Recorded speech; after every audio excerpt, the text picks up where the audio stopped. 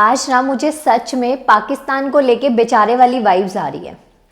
पाकिस्तान ने वैसे तो इंडिया के साथ में बहुत बार गलत किया है, बहुत बार जो आतंकी हमले हैं हमारे भारत देश पे करे गए हैं, लेकिन आज पाकिस्तान अपने उस हमले के लिए पछतावा कर रहा होगा जो कि पहलगाम में हुआ था।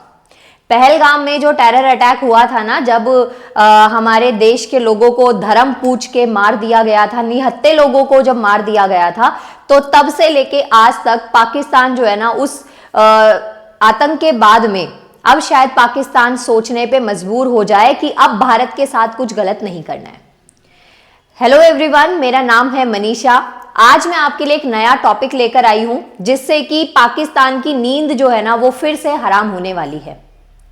जैसा कि आप लोग जानते हैं, अभी इस वक्त धीरे धीरे जो मौसम है वो हो रहा है चेंज, यानी कि गर्मी बढ़ रही है और अब जो ठंड का टाइम था ना वो ऑलमोस्ट जा चुका है। और गर्मी जैसे जैसे बढ़ती है ना तो उस टाइम पे सबसे इंपॉर्टेंट चीज होती है हमारे लिए पानी। आप एक बार को बिना लाइट के भी सरवाइव कर लेंगे, बिना खाने के भी सरवाइव कर लेंगे, लेकिन सोचिए अगर आपको पानी नहीं मिला ना तो आप भयंकर गर्मी में, चिलचिलाती गर्मी में, मई जून की गर्मी में आप कैसे सरवाइव करेंगे? नहीं कर सकते। तो आज मैं इंडिया के एक नए प्रोजेक्ट के बारे में बताने वाली हूं।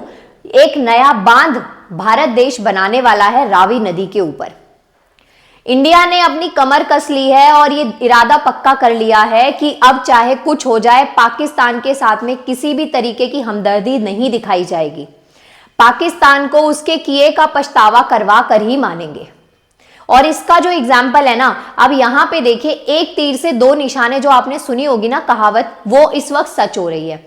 एक साइड तो इंफ्रास्ट्रक्चर के नाम से डेवलपमेंट हो रहा है, ठीक है, हम डैम बना रहे हैं, वो हमारे लिए भी जरूरी है क्योंकि इलेक्ट्रिसिटी जनरेट करने में हेल्प कर रहे हैं, वाटर के कंजर्वेशन में भी हेल्प होती है। तो कहीं ना कहीं जो बांध बनते हैं नदियों पे, उससे हमें फायदा हो रहा है, वो हमारे इंफ्रास्ट्रक्चर का, वो हमारे डेवलपमेंट का पार्ट है।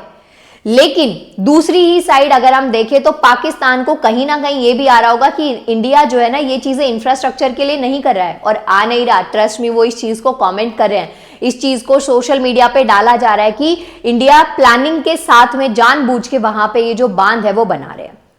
अब सच तो हमें भी पता है कि इस बात में सच्चाई तो है, गलत तो नहीं कह रहे हैं वो। तो आज देखिए, मैं बताने वाली हूं आपको, रावी नदी के ऊपर एक बांध जो है वो इंडिया की तरफ से बनाया जा रहा है।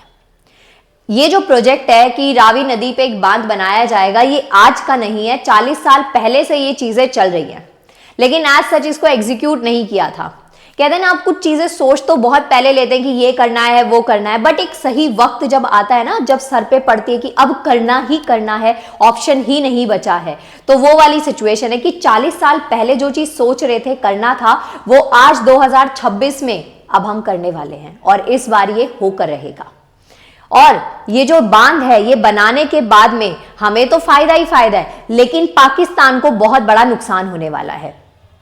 इतना ही दुख पाकिस्तान को जब इससे पहले चेनाब नदी पे बांध की बात चली ना, तब हुआ था।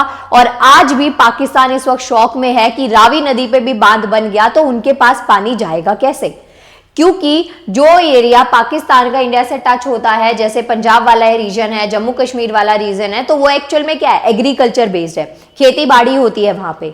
और ये तो आप जानते ही हैं कि जहां पे खेती बाड़ी हो रही है वहां पे पानी की बहुत ज्यादा आवश्यकता है। अगर नहीं भी खेती बाड़ी हो रही होगी तो आप ये सोचे, महंगाई ऑटोमेटिकली बढ़ जाएगी। तो कहीं ना कहीं एग्रीकल्चर के लिए पानी बहुत रिक्वायर्ड है, बहुत ज्यादा पानी की रिक्वायरमेंट है। तो इसी तरीके से अब यहाँ पे ये चीज देखने को मिल रही है। चलिए जानते हैं पूरे मुद्दे को, एग्जैक्टली यहाँ पे हुआ क्या है। तो देखिए, भारत ने बना लिया है डैम, अब पड़ेगा पाकिस्तान में सूखा। और ये जो बात है, ये सिर्फ व्यूज के लिए ये स्टेटमेंट नहीं लिखी है, इस बात में बिल्कुल सच्चाई है।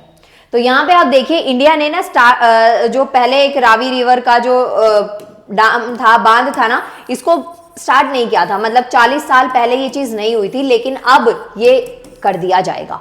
और ये डैम बनते ही पाकिस्तान में पानी अपने आप ही रुक जाएगा, क्योंकि इस नदी से जो पानी आ रहा था ना, पहले इस नदी पे कोई बांध नहीं था, रावी नदी पे, तो जो पानी आ रहा था वो इधर उधर चला जाता था, डिस्ट्रीब्यूट हो जाता था, ठीक है। तो अब बांध बनाने से उस पानी पे क्या लग जाएगा, कंट्रोल लग जाएगा। अब जो बहुत लोग हैं जो अपोजिशन में बोलते हैं या फिर कंट्रोवर्सी के लिए टॉपिक चाहिए होता है, तो वो सोच रहे होंगे कि ये बहुत गलत हम कर रहे हैं। बट देखिए ऐसा नहीं है, इस नदी पे जैसे रावी नदी है, सतलुज रिवर है, इसके पानी पे हमारा पूरा पूरा हक बनता है। हम जैसे चाहे हम उसको यूज कर सकते हैं। जैसे आपके घर में जो वाटर टैंक है उस पे आपका हक बनता है ना कि आप उस पानी को जैसे चाहे यूज करें। अगर आपको अपने पड़ोसी को नहीं भी देना तो वो आपका वाटर टैंक है, कोई आपको ये नहीं कह सकता कि देना मजबूरी है। सेम ऐसे ही तो यहाँ पे टोटल 6 नदियां हैं जिसको 3-3 के रेशो में बांट दिया गया है। 3 नदियों पे तो पाकिस्तान का भी हक है, आपको पता है, लेकिन ये नदी वो है जिसपे पाकिस्तान का ऐसा हक नहीं है। हम दे रहे हैं पानी तो वो यूज करें, और इस बात में जो इंसानियत दिखाई भारत ने तो पाकिस्तान को भी दिखानी चाहिए थी, लेकिन ऐसा कुछ हुआ नहीं। ठीक है जी, तो अब ये जो बांध है ये बनेगा यहाँ पे, और ये कहीं ना कहीं ऑपरेशन सिंदूर के बाद में ना इंडिया की साइड से ये चीज हुआ है कि भारत जो है वो जल संप्रभुता का एक नया अध्याय लिख रहा है। भारत ये बता रहा है पाकिस्तान को कि जी हमारे पास पावर है, हमारे पास रिसोर्सेज हैं और उसको हम जैसे मर्जी यूज करें, उसमें पाकिस्तान तो क्या कोई भी देश इस चीज में बोल नहीं सकता है। तो कहीं ना कहीं इस वक्त वैसे तो और भी बहुत सारे ट्राई इंडिया की साइड से करे जा रहे हैं, लेकिन इस वक्त जो मेन मोटिव जो है, वो जो मेन फोकस है इंडिया का, वो यही है कि नदियों पे बांध बना के पानी को रोक दिया जाए, क्योंकि यही जो है ना सबसे बड़ा स्टेप होगा। यही पाकिस्तान को एक लेसन सिखाने का एक सबसे बेस्ट तरीका है कि दोबारा से कभी भी भारत में इस तरीके का कोई भी हमला, इस तरीके की कोई भी बुज़दिली नहीं दिखानी है। ओके, तो ये चीज आपको यहाँ पे समझनी है। तो यहाँ पे कहीं ना कहीं ये सबसे पहले जो ये अटैक हुआ उसमें आपने देखा था कि यहाँ पे सिंधु जो जल समझौता था उसको कहीं ना कहीं अबॉलिश किया गया था। उस टाइम पे चीजें कंट्रोवर्सी में चली थी, फिर हमने और रिवर्स के बारे में पढ़ा, फिर हमने अभी हाल फिलहाल में चेनाब रिवर का पढ़ा कि वहां पे भी जो है बांध बनाया गया, और अब जो है वो रावी नदी की बात यहाँ पे करी गई है। तो हर तरीके से भारत पाकिस्तान में पानी को बंद करने पे लगा हुआ है। तो यहाँ पे आप देखेंगे रावी रिवर है, ये यहाँ पे जल नाकाबंदी कर दी जाएगी ये बांध बनाने के साथ में। ठीक है, आप इसको मैप से भी हेल्प देख सकते हैं। कूटनीति बदलाव है और जमीनी हकीकत भी है ये। हाँ, ये मैं मानती हूं कि ठीक है हम लोग बदले में उसमें कर रहे हैं, लेकिन इन पे हमारा हक बनता है। डेवलपमेंट के लिए इंडिया जो है वो ये चीज कर सकता है, क्योंकि जब अब आगे जैसे गर्मी बढ़ेगी तो पाकिस्तान क्या, हर एक देश को उतनी ही पानी की रिक्वायरमेंट है, हमें भी उतनी ही रिक्वायरमेंट है पानी की जितनी की पाकिस्तान को है। जैसे वहां पे सूखा पड़ने की सिचुएशन आ सकती है, ऐसे हमें भी पड़ सकती है। तो अगर फ्यूचर को सोच के इंडिया ये स्टेप ले तो ये कहीं से कहीं तक भी गलत नहीं है। सो यहाँ पे आप देखेंगे नीतिगत बदलाव आपको दे रखे हैं। इसकी स्टार्टिंग जो है ना, ये जो इस तरीके के डैम और ये जो प्रोजेक्ट्स हैं, दो पहले ये नहीं थे, लेकिन अप्रैल 2025 से इन सब की स्टार्टिंग हो गई। और इन सब की जो स्टार्टिंग है वो कहीं ना कहीं करी किसने, पाकिस्तान ने, क्योंकि पहलगाम अटैक उनकी साइड से हुआ था। अब जब कोई आपको सामने से हमला कर रहा है तो रिवर्ट में बनता तो है कि नहीं, तो यही चीज यहाँ पे हुई है। उसके बाद में ऑपरेशन सिंदूर कंडक्ट करवाया गया था, आप सबको पता है, सिंधु जल समझौता था, उसको स्थगित कर दिया गया था, तो ये चीजें हो चुकी थी। लेकिन अब ये चीजें हमें आगे कुछ नया देखने को मिल रहा है और बांध बनाने के माध्यम से पानी को ऐसे रोका जा रहा है। तो यहाँ पे बुनियादी ढांचा में देखिए तो शाहपुर कंडी बराज जो है उसका पूर्ण होना रावी नदी के पानी को भारत में विशेष अधिकारों को सुनिश्चित करता है। तो आपको पता है रावी नदी के पानी पे हमारे भारत देश का विशेष अधिकार है और ये हमारे रिसोर्सेज में आता है, तो इसे हम अपनी जरूरत के हिसाब से अपने अकॉर्डिंग यूज कर सकते हैं। और दूसरी चीज ये है कि कहीं से कहीं तक भी हम इसमें ना पाकिस्तान या किसी भी देश को आंसरेबल नहीं है। हमारे रिसोर्सेज हैं, हम उन्हें अपनी जरूरत के हिसाब से इस्तेमाल कर सकते हैं। फिर यहाँ पे आप देखेंगे landmark Shahpur Kandi dam project है, ये 4 डिकेड से जो नहीं चल रहा था, हुआ नहीं था, तो अब लेकिन इसको फाइनली फंक्शन में लाया गया है और अब वो चीज कर दी गई है। ठीक है, तो ये आपको याद रखना है। रावी का प्रवाह देखते हैं कि ये जो रिवर है ना पाकिस्तान के लिए कैसे इंपॉर्टेंट है, मतलब पाकिस्तान के लिए इस रावी नदी की क्या इंपॉर्टेंस है, इस पर्सपेक्टिव से एक बार यहाँ पे इस डेटा से देख लेते हैं। तो यहाँ पे आप देखिए कि माधोपुर से पाकिस्तान की ओर बहने वाला 1100 क्यूसेक, मतलब जैसे आप लोग गोल्ड को कैरेट में मापते हैं, लंबाई को मीटर में मापते हैं, ऐसे ही पानी को मापने के लिए हम इस यूनिट का इस्तेमाल करते हैं। तो जो 1100 क्यूसेक पानी जो बहने वाला है ना, अतिरिक्त पानी, वो पूरी तरीके से क्या हो जाएगा, रोक दिया जाएगा। मतलब कि जो सरप्लस वाटर रावी नदी से बह रहा था उसको रोक दिया जाएगा, बांध बना के उस पानी को क्या कर दिया जाएगा, कंट्रोल कर दिया जाएगा। ठीक है, तो ये चीज आपको यहाँ पे याद रखनी है। इसका अगर समय के महत्व में देखें तो कटौती गर्मियों की शुरुआत में कर दी जाएगी, जिसको कि समर असॉल्ट कहते हैं। समर असॉल्ट एक्चुअल में कौन सा टाइम होता है, जब बहुत ज्यादा गर्मी होती है, स्पेशली जो मई जून जुलाई का महीना है ना, इस टाइम पे गर्मी एक पीक पर होती है और उस टाइम पे पानी और इलेक्ट्रिसिटी की रिक्वायरमेंट बहुत ज्यादा बढ़ जाती है। तो यही मेन टाइम होगा जिस टाइम पे पाकिस्तान में इस पानी को रोक दिया जाएगा। तो इनडायरेक्टली पाकिस्तान में सूखा पड़ने की, अकाल लाने की जो कंडीशन है वो क्रिएट करी जा रही है। ठीक है, तो आपको ये इसको याद रखना है। रावी एक उत्तरी नदी है, ये आपको याद रखना है, जिस पर अंतरराष्ट्रीय कानून के तहत भारत जो है ना, हमारे देश का एक्सक्लूसिव राइट है। मतलब ठीक है, पाकिस्तान में पानी जा रहा है लेकिन इंडिया का इसके ऊपर एक्सक्लूसिव राइट है, तो इस वजह से हम इस पे डैम बना सकते हैं और ये हमारे रिसोर्सेज में आता है, तो अपने अकॉर्डिंग इसका इस्तेमाल भी किया जा सकता है। क्लियर हो गया? तो यहां पे आप देखेंगे, इसके अलावा ये चेनाब रिवर वाला जो बांध था उसकी बता रखी है यहाँ पे। चेनाब नदी पे भी जो बांध है वो बनाया गया था, सवाल कोटे हाइडल प्रोजेक्ट ये बनाया गया था, तो ये चेनाब रिवर पे। उसके बाद भी कहीं ना कहीं पाकिस्तान में पानी की कमी देखने को मिली थी और उस टाइम पे, चेनाब नदी के टाइम पे, जो पाकिस्तान की साइड से ना बहुत सारे ऐसे कमेंट्स आ रहे थे, ऐसी स्टेटमेंट्स आ रही थी कि भारत जानबूझकर ये कर रहा है, ये कहीं भारत का डेवलपमेंट का पार्ट नहीं है, जानबूझकर प्लानिंग करी जा रही है पाकिस्तान में पानी ना देने के लिए। तो ऐसी स्टेटमेंट पाकिस्तान की साइड से देखने को उस टाइम पे मिल रही थी। फिर ये हाइड्रो प्रोजेक्ट्स है इंडिया में, रिवर पे इंदुस वाटर सिस्टम है, मतलब ये बहुत सारे जो प्रोजेक्ट्स है ना वो आपको यहाँ पे दे रखे हैं, इनको एक बार आप देख लीजिएगा, इंपॉर्टेंट है। बाकी 2025 का निर्णायक मोड़ जो है वो सिंधु जल समझौते से जो है इसकी स्टार्टिंग हो गई थी, जो कि 1960 में हुआ था, उसकी स्टार्टिंग जो है ना वो अब यहाँ से हो गई थी। पहली बार जो पानी को लेके कि अच्छा चलो पानी को ही हथियार बना लिया जाए, तो ये स्टार्टिंग जो है वो 2025 में कर दी गई थी। अब धीरे धीरे ऐसे जो प्रोजेक्ट्स हैं वो डे बाय डे बढ़ते हुए जा रहे हैं। तो यहाँ पे आप देखेंगे कि 23 अप्रैल 2025 को पहलगाम में पाकिस्तान ने आतंकी हमला किया था, जिसमें जो 26 नागरिक थे उनकी मृत्यु हो गई थी। और बात यह है कि सिर्फ मृत्यु इंपॉर्टेंट नहीं थी, बात यह थी कि ये निहत्थे थे, ये सोल्जर्स भी नहीं थे, टूरिस्ट थे, घूमने के लिए गए थे और धर्म पूछ के इनको मार दिया गया था, जो कि बहुत बहुत ज्यादा गलत है।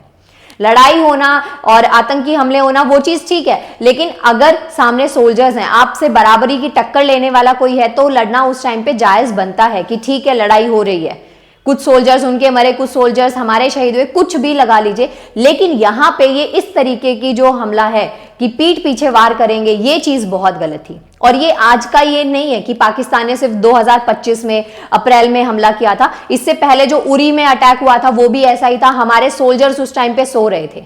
अगर वो इतने ही ब्रेव हैं, अगर पाकिस्तानी सोल्जर्स में इतना ही दम है, अगर आतंकियों में इतनी ही ताकत है, तो फिर सामने से बोलकर हमला करते। तो वो चीज कहीं ना कहीं गलत थी और उसका रिवर्ट मिलना उनको बहुत जरूरी था। तो वो पॉइंट आपको यहाँ पे इंक्लूड करना है। क्लियर हो गया एवरीवन?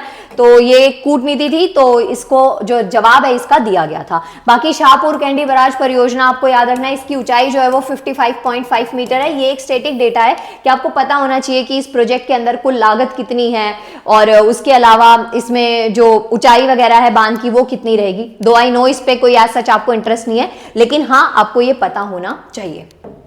ठीक है, डन। बाकी जम्मू कश्मीर में भी और सूखे से समृद्धि की ओर होगा। यहाँ पे दो एरियाज हैं, पंजाब वाला एरिया भी है और उसके साथ साथ में पाकिस्तान में जम्मू कश्मीर वाला एरिया भी है, जहां पे अगर भारत ने पानी की कटौती स्टार्ट कर दी तो सबसे ज्यादा इफेक्ट जो है वो इन दो जगह पे पड़ने वाला है पाकिस्तान में।